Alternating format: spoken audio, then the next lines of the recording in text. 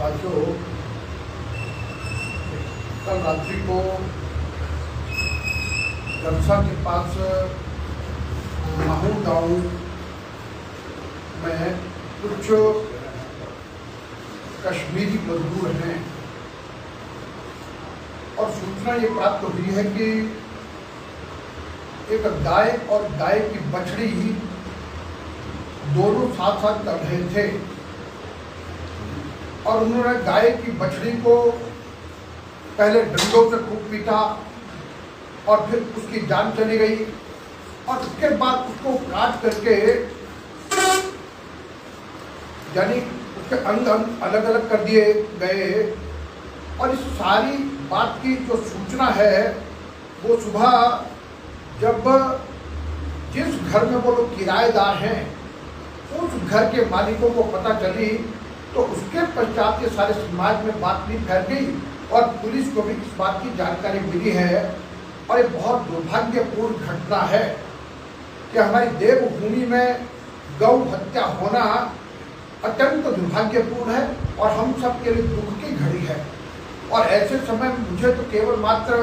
सभी को यही सूचना देनी है कि ऐसे समय में शांति और सौहार्द भी बना रहे और हम अपने कानूनी दायरे में रह करके इसका विरोध भी करें।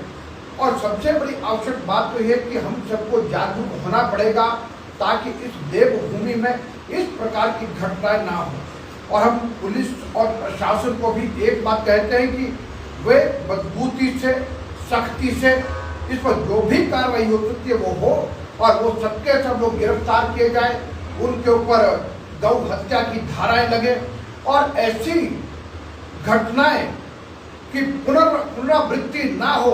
और इसकी रोकथाम के लिए कड़े से कड़े कदम उठाए जाएं। लेकिन मैं कई दिनों से एक बात कह रहा हूं कि गौ तस्करी जोरों पर हो रही है, लेकिन ये लगता है कि हम सबके सब जब सोए रहते हैं तो ऐसी घटनाएं बढ़ती हैं और ऐसी घटनाओं की पुनरावृत्ति होती है। और इन सब को रोकने के लिए हम सरकार को भी चेतावनी देते हैं कि वो भी कोई किसी प्रकार की कमी ना छोड़े और बाकी पूरे समाज को भी इस बात के लिए जागना होगा और ताकि हम सब मिल करके इस समस्या के समाधान में कुछ ना कुछ सहयोग कर सकें।